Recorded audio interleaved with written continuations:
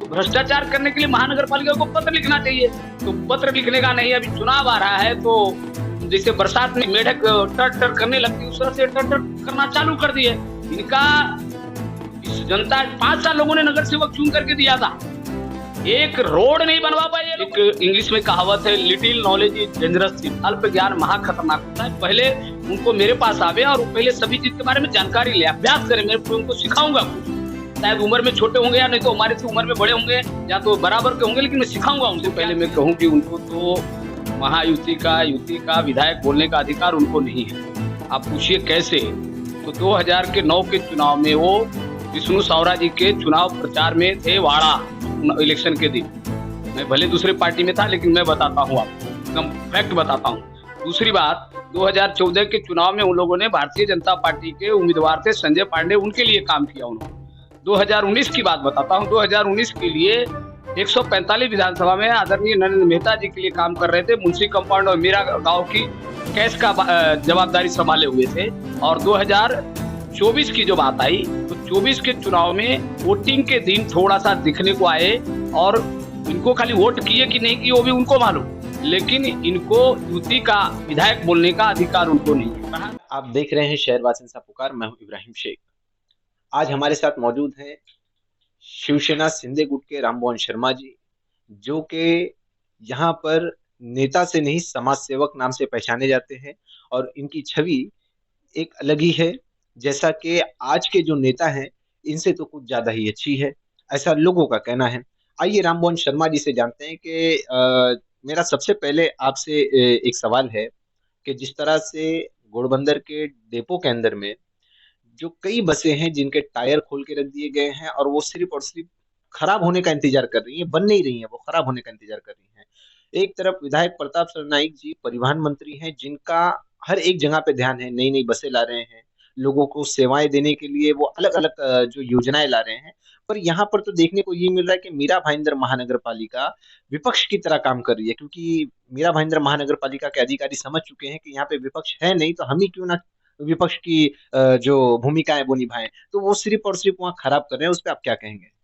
देखिए, आज आपके चैनल के माध्यम से मैंने देखा हमारे मित्र अनिल भोसले जी ने, भूतपूर्व नगर सेवक, भूतपूर्व सभापति जी ने डायरेक्ट उनका जो बोलने का जो तरीका था और डायरेक्ट मंत्री महोदय जी के ऊपर आरोप लगाने का बात था।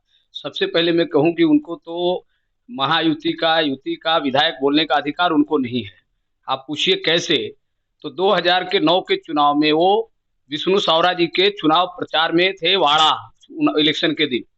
मैं भले दूसरे पार्टी में था लेकिन मैं बताता हूँ आपको, एकदम फैक्ट बताता हूँ। दूसरी बात, 2014 के चुनाव में उन लोगों ने भारतीय जनता पार्टी के उम्मीदवार थे संजय पांडे, उनके लिए काम किया उन्होंने। 2019 की बात बताता हूँ, 2019 के लिए 145 विधानसभा में आदरणीय नरेंद्र मेहता जी के लिए काम कर रहे थे। मुंशी कंपाउंड और मेरा गांव की कैश का जवाबदारी संभाले हुए थे। और 2024 की जो बात आई तो 24 के चुनाव में वोटिंग के दिन थोड़ा सा दिखने को आए और इनको खाली वोट किए कि नहीं किए वो भी उनको मालूम, लेकिन इनको युति का विधायक बोलने का अधिकार उनको नहीं है। रहा सवाल परिवहन का, तो ये जो मीरा भाईंदर की जो बसेस है, मीरा भाईंदर की महानगर पालिका के अंदर जो है ये उनका परिवहन उपक्रम है, इसके अंदर परिवहन मंत्री के अंतर्गत नहीं आता है। रहा सवाल कि 2017 से लेकर के 22 तक महापालिका में इनकी सत्ता थी, महापौर थी, ये बसेस पहले आए और ये बसेस के 5 साल में पूरे मीरा भाईंदर का 2017 से 22 तक इन्होंने महापौर से बैठ कर करके सत्ताधारियों ने पूरा कंगाल कर दिया महापालिका को। आप बता दूं कि आप 10 लाख रुपए का, 5 लाख रुपए का, 20 लाख रुपए का काम करने का यदि सोचोगे तो मीरा भाईंदर मनपा के माध्यम से हो ही नहीं सकता है।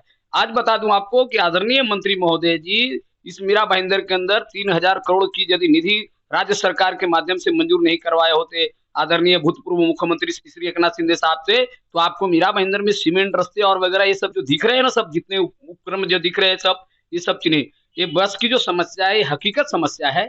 इसके बारे में मेरा अधिकारियों से संपर्क चल रहा है, मैं कई बार मिल चुका हूं और मैं पत्र दे चुका हूं। मेरे पास आज कल आइए आपको पत्र भी दूंगा कि ये बसेस को बदला जाए और नई बसेस है। तो आपको बता दूं कि केंद्र में जेएनयू के माध्यम से बस आने वाली है, वो बसेस पुराने बसेस को सब हटाए जाएंगे, नए बसेस आएंगे।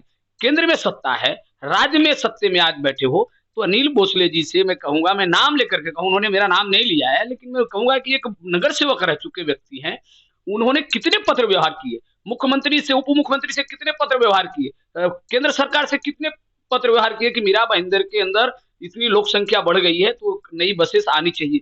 खाली मंत्री महोदय के ऊपर टीका टिप्पणी न कर देना, मतलब क्या बोलते हैं ना कि हाथ धूल फेंकना, चंद्रमा में धूल फेंको तो धूल नीचे ही आने वाला है, तो इनको देखता है कि मंत्री महोदय के नाम ले लूंगा तो मेरे को बहुत प्रसिद्धि मिलेगी। ऐसी बातें नहीं है, इनको समझना। दूसरा जो आपका एक मैंने देखा आपके वीडियो के माध्यम से कि कचरा की गाड़ियों की बात देखा, तो आपको उसके बारे में बता दूं, उनको एक इंग्लिश में कहावत है, little knowledge is dangerous thing, अल्प ज्ञान महा खतरनाक होता है। पहले उनको मेरे पास आवे और पहले सभी चीज के बारे में जानकारी ले, अभ्यास करें, मैं उनको सिखाऊंगा कुछ, शायद उम्र में छोटे होंगे या नहीं तो हमारे से उम्र में बड़े होंगे या तो बराबर के होंगे, लेकिन मैं सिखाऊंगा उनको क्या चीज है। क्या होता है, महानगर पालिका ने प्रस्ताव दिया, निधि नहीं थी, मैं बोला ना कंगाल कर दिया इन्होंने सत्ताधारियों ने, तो इन्होंने विधायक निधि से इस शहर को कचरा साफ सफाई होनी चाहिए, कचरे की गाड़ियां आनी चाहिए, समय पे पूरा मलमूत्र निकलना चाहिए।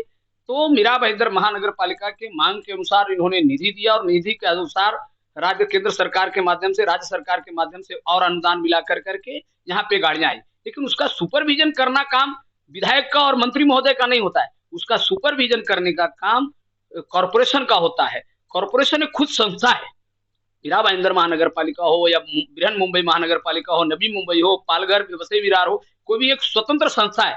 तो मेरा कहना है कि आज ये एक दिन किसी आपने लगता है न्यूज लगाया था, वो देख कर करके आज गए और वापस आपको बुला करके न्यूज दिया, तो मेरा कहना है कि इसके ऊपर कितनी बार पत्र व्यवहार उन्होंने किया है। और रहा सवाल कि इसके अंदर भ्रष्टाचार है, तो भ्रष्टाचार करने के लिए महानगर पालिका को पत्र लिखना चाहिए, तो पत्र लिखने का नहीं, अभी चुनाव आ रहा है तो जैसे बरसात में मेढक टर टर करने लगती है उस तरह से टर टर करना चालू कर दिए। इनका इस जनता 5 साल लोगों ने नगर सेवक चुन करके दिया था, एक रोड नहीं बनवा पाए ये लोगों ने, इनके 5 साल सत्ता में, वापस रहा 17 से 22 तक के इनके महापौर रहे 2.5 साल, क्या काम हुआ? आज 1 किलोमीटर, आधा किलोमीटर, 300 मीटर, 400 मीटर, 500 मीटर, ये नगर सेवकों को रोड बनाने का काम है। ये काम कौन कर रहा है? मंत्री महोदय जी काम कर रहे हैं, विधायक जब थे तभी आज मंत्री महोदय हो गए। तो इस प्रकार की टीका टिप्पणी करने का काम करने से पहले हमने कितना पत्र व्यवहार किया है, हमने किस किस मुद्दों को प्रशासन के पास रखा है। महापालिका में भले आज प्रशासक है, लेकिन प्रशासक को सवाल पूछने का हक है, इस शहर के नागरिक होने का हक हमको भी है और उनको भी है, वो तो भूतपूर्व नगर सेवक रह चुके।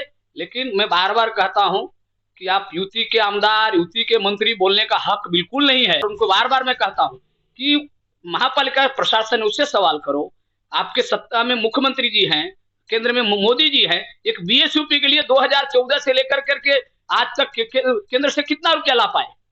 तो काम करने का नहीं, अभी चुनाव आया तो कुछ भी बयानबाजी करने का और मंत्री महोदय को दोष ठहराने का, तो कतई ये बंद कर दें। आपके चैनल के माध्यम से मेरा वही विनती है। मेरा आपसे एक सवाल है कि जब उन्होंने उठाया है तो क्या ये लगता नहीं कि ये सवाल वाकई में सही है कि ये गाड़ियां चलनी चाहिए थी जो कि नहीं चल रही है? इस पे कम से कम आप लोग तो एक गली कूचों में जाकर के देखने वाले लोग, जमीनी स्तर पे कार्यकर्ता लोग हैं, तो आपका भी तो थोड़ा सा जिम्मेदारी बनती है कि उस पे प्रिंटेड है विधायक आमदार प्रताप सरनाईक।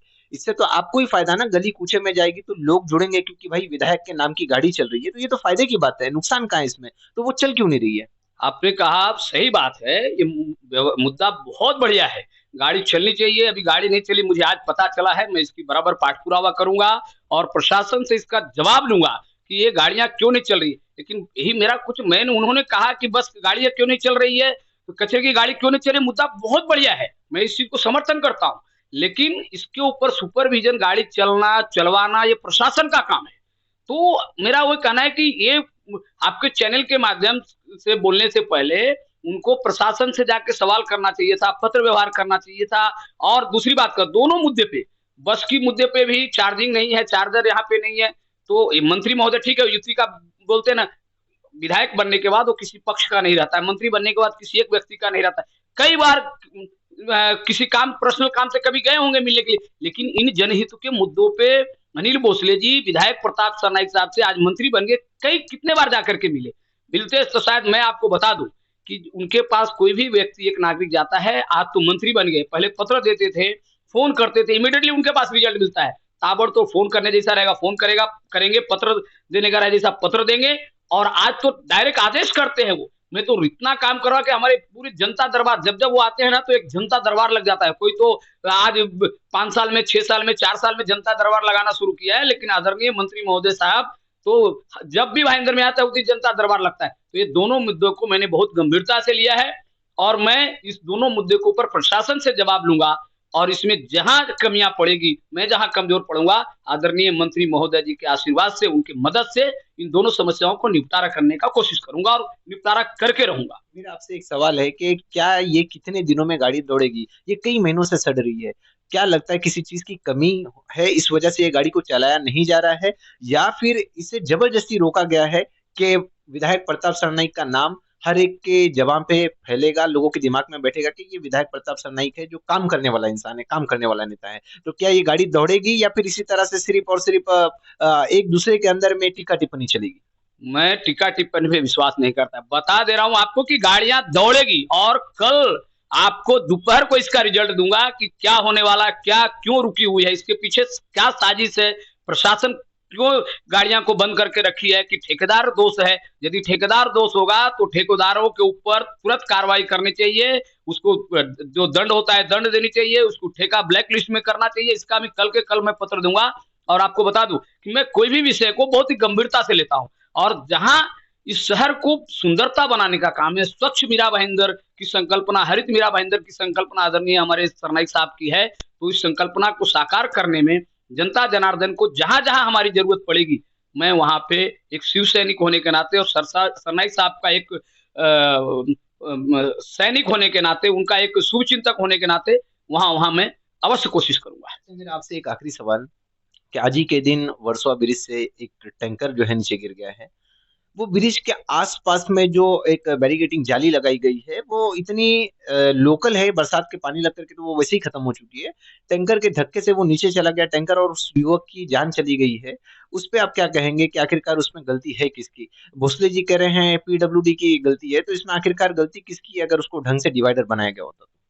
देखिए, सबसे पहले मैं उनके परिवार के ऊपर संवेदना व्यक्त करता हूं, भगवान से ही प्रार्थना करता हूं कि इस दुख की घड़ी में भगवान उनके परिवार को इतनी बड़ी संकट से उबरने की ताकत दे, ये इतनी बड़ी संकट को, दुख को सहने की ताकत दे। मैं संवेदना व्यक्त करता हूं। और वो जो रेलिंग जो है, वो रेलिंग वर्सोवा ब्रिज के ऊपर जो है, वो रेलिंग आरसीसी होनी चाहिए थी। लोखंड की रेलिंग होने की वजह से वो सड़ जाता है, कमजोर हो जाता है, और कमजोर होने की वजह से गाड़ियां तीव्र गति से गाड़ियां आई तो वो तोड़ते हुए जाकर के खाड़ी में गिर गई। बहुत ही निंदनीय घटना है। लेकिन दूसरी बात एक है कि आपने कहा कि अनिल भोसले जी ने कहा कि वे पीडब्ल्यू जवान, उनको शायद जानकारी नहीं है। एक वापस आपको कह रहा हूं कि little knowledge is dangerous thing, अल्प ज्ञान महा खतरनाक होता है। उनको जानकारी होने से कि ये नेशनल हाईवे अथॉरिटी के अंदर आता है, पीडब्ल्यूडी सार्वजनिक बांधकाम के अंदर नहीं आते हैं। महाराष्ट्र सरकार के अंतर्गत सार्वजनिक बांधकाम विभाग के अंदर ये नहीं आती है। केंद्र में सत्ता है उनकी, इतने सालों से है। इन्होंने कभी पत्र व्यवहार किया क्या कि भाई वहां पे ये चीज होनी चाहिए? आज घटना घटी, दुर्दैवी घटना, इस घटना को हम निंदा करते हैं, और इसके अंदर नेशनल हाईवे का अथॉरिटी के अधिकारी जवाबदार हैं। क्योंकि यदि समय रहते भर में, जिस समय ब्रिज ब्रिज जो है दुरुस्तीकरण हुआ था, उसी वक्त उस जो है रेलिंग को भी आरसीसी से यदि किया गया होता, या तो और बड़ी हैवी डबल इंगल का यदि किया गया होता और रेलिंग बनाया गया होता, तो शायद आज जिस व्यक्ति का, ड्राइवर का, टैंकर ड्राइवर का मौत हुआ, तो शायद वो मौत के रूप में खाड़ी में कूद करके शायद घायल होकर के बेचारा जीवित रह सकता था। लेकिन आज जो घटना हुई, वो घटना वाकई में दुर्दैवी और निंदनीय है। लेकिन कोई भी चीज को बोलने के पहले थोड़ा सोचो, जानकारी लो। नहीं जानकारी है तो लोगों से पूछो कि इसका जवाबदार कौन। मैं बार बार कहता हूं कि इसका जवाबदार नेशनल हाईवे अथॉरिटी यानी राष्ट्रीय महामार्ग के अधिकारी हैं। और मैं आपके चैनल के माध्यम से यदि मैं हमारे मंत्री महोदय से मैं विनती करूंगा कि इसको नेशनल हाईवे अथॉरिटी के लोग जो जिनका मृत्यु हुआ है, उसके परिवार को उचित आर्थिक मुआवजा देने की कृपा करें। यही मेरा आपके चैनल के माध्यम से मांग रहे हैं। बहुत बहुत शुक्रिया हमसे बात करने के लिए। ये थे राममोहन शर्मा जी, जो एक शिवसैनिक सिंधे गुट के सिपाही हैं। जिस तरह से राममोहन शर्मा जी ने जो जो हमें जानकारी हमसे साझा की है, अब तो ये आने वाले वक्त में ही पता चलेगा कि जो विधायक आमदार की निधि से आई हुई कचरा साफ करने वाली स्मॉल गाड़ी है वो कब तक दौड़ती है, और अब देखना यह है कि ये किस तरह से दौड़ाते हैं। दोस्तों, आप लोगों की राय राममोहन शर्मा जी पे क्या है, कमेंट करके जरूर बताएं। वीडियो अच्छा लगा हो तो इसे दूर तक पहुंचाएं। आप देख रहे हैं शहरवासियों सा पुकार। नमस्कार।